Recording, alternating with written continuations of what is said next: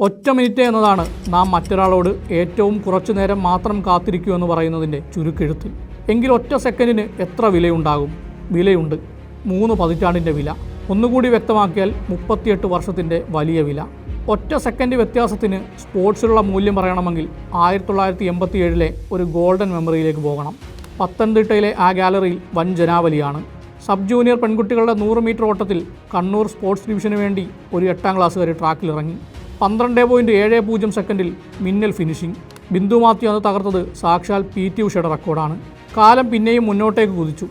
റെക്കോർഡുകൾ തിരുത്തപ്പെടാനുള്ളതാണെന്നും രാജ്യത്തിന് മികച്ച അത്ലറ്റുകൾ ഉണ്ടാകട്ടെ എന്നും ആശംസിച്ച് ബിന്ദു കാത്തിരുന്നു. 2025 ഒക്ടോബർ 24 സംസ്ഥാന സ്കൂൾ ഒളിമ്പിക്സിലെ പ്രധാന വേദികളിലൊന്നായ തിരുവനന്തപുരം ചന്ദ്രശേഖരൻ നായർ സ്റ്റേഡിയം. ഇടുക്കിയുടെ ഹൈറേഞ്ചിൽ തണുപ്പിനെയും മഴയെയും വകവെക്കാതെ ഓടി ശീലിച്ചൊരു 9ാം ക്ലാസ്സുകാരി ട്രാക്കിലിറങ്ങി. ഇപ്പോൾ പെയ്യുമെന്നുറപ്പുള്ള മഴയുടെ മുന്നോടിയായുള്ള കാറ്റിനെ കീറി മുറിച്ചു പാഞ്ഞു. ഫിനിഷിംഗ് ലൈനിലേക്ക് ചിറക് വിരിച്ചുള്ള പറന്നിറക്കം. സ്കൂൾ അത്ലറ്റിക്സ് ചരിത്രത്തിലെ ഏറ്റവും പഴക്കമുള്ള റെക്കോർഡ് തകർന്നു വീണ കൗണ്ടിംഗ് ടൈം കണ്ട് സ്റ്റേഡിയം കോരിത്തെരിച്ചു. 1987 കുറിച്ച 12.70 സെക്കൻഡ് ഇടുക്കി കാൽവരി മൗണ്ട് CHSലെ ദേവപ്രിയ തിരുത്തിയത് ഒറ്റ സെക്കൻഡിൻ്റെ വ്യത്യാസത്തിൽ. അതായത് 12.69 സെക്കൻഡ് മറികടന്നത് പരയും ചരിത്രവും. ബിന്ദു മാത്യു വിളിച്ചു. വീഡിയോ കോളിൽ പരസ്പരം വർഷങ്ങൾ പരിചയമുള്ള ആൾ കണക്കെ ഹായ് പറഞ്ഞു. രണ്ടുപേർക്കും നിറഞ്ഞ ചിരി. സാറിന് നേട്ടം സമർപ്പിക്കുന്നുവെന്ന് ദേവപ്രിയ പറഞ്ഞു. പരിശീലകന് നേരെ മൈക്കുകൾ. റെക്കോർഡ് തകർന്ന പോയിന്റിൽ നിറകണ്ണുകളോടെ പരിശീലകനായ ടിബിൻ ജോസഫ് മാധ്യമങ്ങളോട് ദേവപ്രിയയ്ക്ക് സ്വന്തമായി വീടില്ലെന്ന കാര്യം പങ്കുവച്ചു. ഇടുക്കി കാൽവരി മൗണ്ട് കൂട്ടക്കലിലെ പാലത്തും തലക്കൽ വീടിന് തകര ഷീറ്റിലാണ് മേൽക്കൂര. ഹാളും കിടപ്പുമുറിയും ഒന്നു തന്നെ. അതിനോട് ചേർന്ന് അടുക്കള. അച്ഛനും അമ്മയും സഹോദരങ്ങളും ബന്ധുക്കളും അടക്കം 7 പേരാണ് വീട്ടിൽ. മഴക്കാലം അവർക്ക് പേടിക്കാലം കൂടിയാണ്. 2 വർഷം മുൻപ് ശക്തമായ കാറ്റിൽ മേൽക്കൂര പറന്നുപോയിരുന്നു. ചാക്കിലാണ് ദേവപ്രിയയുടെയും സംസ്ഥാന മീറ്റിൽ പങ്കെടുക്കുന്ന മറ്റൊരു താരവും മുതിർന്ന സഹോദരിയുമായ ദേവനന്ദയുടെയും മെഡലുകളുള്ളത്.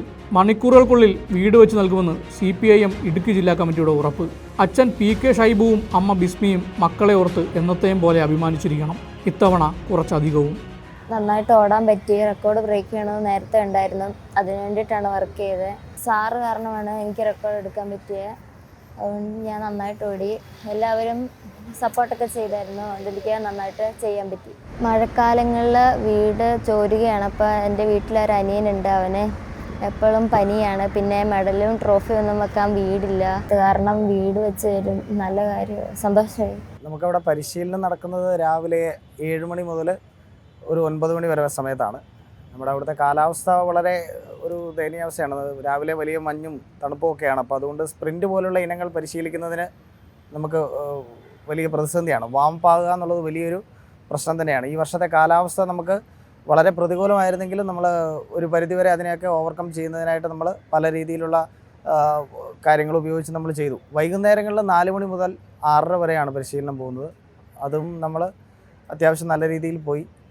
പിന്നെ ഫിനിഷ് ചെയ്യുന്ന സമയത്ത് നമ്മൾ റെക്കോർഡ് ബ്രേക്ക് ചെയ്യുക എന്നുള്ളതായിരുന്നു നമ്മുടെ ഏറ്റവും വലിയൊരു ആഗ്രഹം. അപ്പോൾ നമ്മൾ കഴിഞ്ഞ വർഷം സ്വർണം വന്ന അന്ന് മുതൽ നമ്മളിതിനായിട്ട് വലിയൊരു പരിശ്രമം തന്നെ നടത്തുകയായിരുന്നു. അപ്പോൾ റെക്കോർഡ് ബ്രേക്ക് ചെയ്ത ആ ഒരു നിമിഷം നമ്മൾ വല്ലാണ്ട് ഇമോഷണലി നമ്മുടെ ഒരു അവസ്ഥ വളരെ സന്തോഷവും സങ്കടവും ഒക്കെ ഒരു നിമിഷം വന്നു. അങ്ങനെയാണ് നമ്മൾ ആ കരയുന്ന അവസ്ഥയിലേക്ക് എത്തുന്നത്.